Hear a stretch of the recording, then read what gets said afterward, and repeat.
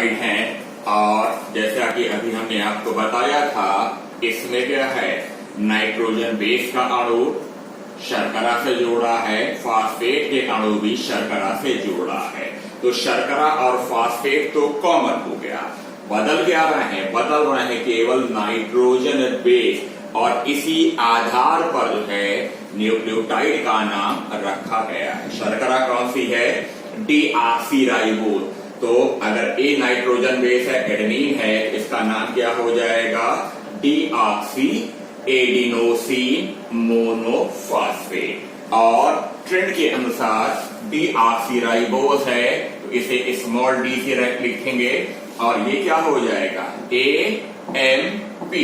ये क्या हो गया, DAMP अर्थात डीऑक्सीराइबोज एडिनोसिन मोनोफॉस्फेट। अब यहां पर देखिए दूसरा क्या है, शर्करा फॉस्फेट तो कॉमन है, सब में शर्करा फॉस्फेट कॉमन है, बदल रहा है नाइट्रोजन बेस और एक स्थान पर जब जी आ जाएगा तो डीऑक्सी मोनोफॉस्फेट तो कॉमन रहेगा, बदलेगा क्या, नाइट्रोजन बेस। तो अगर गुआनीन है तो क्या कह देंगे, इसे गुआनोसिन कह देंगे और इसका संक्षेप में क्या लिखेंगे, डीऑक्सीराइबोज GMP अर्थात गुआनोसिन मोनोफॉस्फेट। तो कॉमन क्या हो गया, शर्करा और एक फॉस्फेट कॉमन हो गया मोनोफॉस्फेट, नाइट्रोजन बेस बदल रहा है। इसी प्रकार तीसरा है, ये क्या हो जाएगा, डीऑक्सी मोनोफॉस्फेट और साइटोसिन है तो साइटोसिन को लिखा जाता है साइटिडीन अर्थात ये हो जाएगा DCMP। इसी प्रकार से चौथा क्या है, शर्करा फॉस्फेट, T अर्थात थाइमीन है, इसे लिखा जाएगा थाइमिडीन। तो इसका नाम हो जाएगा डीऑक्सी थाइमिडीन मोनोफॉस्फेट, ये हो जाएगा DTMP। अब यहां पर ध्यान देने की बात है, ये दोनों प्यूरीन है, ये दोनों पिरिमिडीन है। तो यहां पर सफिक्स का मतलब होता अंतिम अक्षर। तो प्यूरीन का जो अंतिम अक्षर है नॉमेनक्लेचर के अनुसार इसे ओसीन कहा जाता है अर्थात ये क्या हो जाएगा, एडिनोसिन गुआनोसिन। लेकिन पिरिमिडीन है इसका सफिक्स क्या है, डाइन अर्थात साइटोसिन को क्या लिख दिया जाएगा, साइटिडीन। साइटोसिन नहीं लिखा जाएगा, साइटिडीन। और ये भी पिरिमिडीन है तो क्या लिखा जाएगा, थाइमिडीन। तो आप कह सकते हैं कि डीएनए में ये 4 प्रकार के न्यूक्लियोटाइड पाए जाते हैं और इनकी असंख्य इकाइयां परस्पर मिलकर के डीएनए के मैक्रोमॉलिक्यूल का निर्माण करते हैं। अब आते हैं डीएनए की संरचना के बारे में। डीएनए की संरचना का जहां तक सवाल है, इसकी खोज करी थी 4 वैज्ञानिकों ने मिलकर के, वाटसन, क्रिक, विल्किंस और फ्रैंकलिन ने। इस ईयर में 1953 में खोज करी थी, लेकिन इसके लिए उन्हें नोबेल पुरस्कार सन 1962 में मिला था। जिस तकनीक के द्वारा इसे खोजा गया था उस तकनीक का नाम क्या है, उस तकनीक का नाम है एक्स-रे डिफ्रैक्शन टेक्निक। ये तकनीक का नाम है और उन्होंने क्या बताया कि डीएनए जो है ये एक डबल हेलिकल स्ट्रक्चर है, द्विकुंडलीदार विन्यास है। इसको आप ऐसे समझ लीजिए, जैसे मान लीजिए ये 2 मोटी रस्सियां हैं, दोनों मोटी रस्सियों को आपस में मिला दीजिए, ये अलग है, इसको मिला दिया और इसे बाएं से दाएं के क्रम में ऐसे अगर घुमा दें तो सर्पिल क्रम में जो लिपट जाते हैं वो क्या कहलाता है, डीएनए की संरचना अर्थात डीएनए का विन्यास है। समझने के लिए इसकी तुलना हम लोग सीढ़ी से कर सकते हैं। यहां पर ये वास्तविक चित्र नहीं, केवल समझने के लिए है।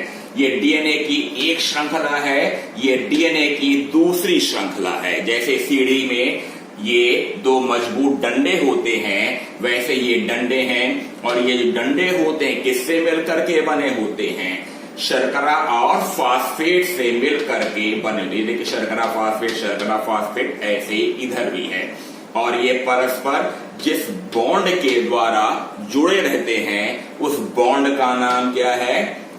एस्टर बॉन्ड, या पूरा नाम है फास्फोडाइएस्टर बॉन्ड। और ये जो सीढ़ी के डंडे होते हैं जिससे पैर रख करके चढ़ते हैं वो किससे बने होते हैं? वो बने होते हैं नाइट्रोजन बेस से बने होते हैं। सामान्य रूप से ये जो डीएनए का द्विकुंडलीदार विन्यास है इसका व्यास होता है 20 एंगस्ट्रॉम यूनिट होता है और ये जो डंडे हैं इसकी मोटाई या व्यास होता है 4.5 एंगस्ट्रॉम यूनिट। तो 4.5 क्या हो गया? 9, और बीच का ये जो स्पेस बचा वो कितना होता है? 11 एंगस्ट्रॉम यूनिट। तो आप कह सकते हैं कि डीएनए का ये जो पूरा व्यास है इसकी चौड़ाई होती है 20 एंगस्ट्रॉम यूनिट। और सामान्य रूप से अभी हम एक चित्र और बनाएंगे उसमें स्पष्ट करेंगे, लेकिन यहां पर आपको बता दें डीएनए की जो एक सर्पिल होती है, सर्पिल का तात्पर्य क्या है? जैसे यहां से प्रारंभ किया गया, यहां से प्रारंभ करते हैं, ये दोनों डंडे हैं तो ये दोनों इसके चारों ओर लिपटे हुए आते हैं। यहां से प्रारंभ करेंगे और यहां से घुमा करके जब यहां ले आएंगे तो ये क्या है? इसकी एक लंबाई या एक सर्पिल कहलाएगी। डीएनए के एक सर्किल की लंबाई होती है 34 एंगस्ट्रॉम यूनिट होती है और एक सर्किल में इस प्रकार 10 न्यूक्लियोटाइड जोड़े पाए जाते हैं। अर्थात यहां पर जो है दो न्यूक्लियोटाइड की बीच की दूरी कितनी हो जाएगी? ये दूरी हो जाएगी 3.4 एंगस्ट्रॉम यूनिट हो जाएगी। ये क्या हो जाएगी?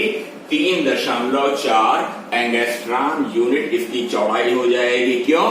क्योंकि डीएनए के एक सर्किल की लंबाई होती है 34 एंगस्ट्रॉम यूनिट और एक सर्किल में 10 न्यूक्लियोटाइड जोड़े पाए जाते हैं। अर्थात यहां पर ये चौड़ाई जो है कितनी हो जाएगी बीच की, या दूरी कितनी हो जाएगी?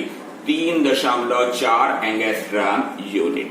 इसमें खास बात क्या है कि ये जो जोड़ा बनने की क्रिया होती है एडेनिन थाइमिन के साथ जोड़ा बनाते हैं, गुआनिन साइटोसिन के साथ जोड़ा बनाते हैं।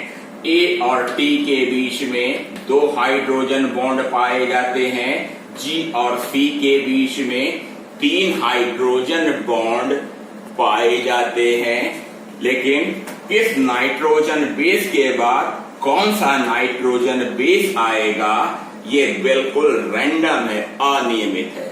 जोड़ा किसके किसके बीच में बनेगा ये तो निश्चित है, सी और जी के बीच में, टी और ए के बीच में, लेकिन किस नाइट्रोजन बेस के बाद कौन सा नाइट्रोजन बेस का क्रम आएगा ये बिल्कुल रैंडम होता है।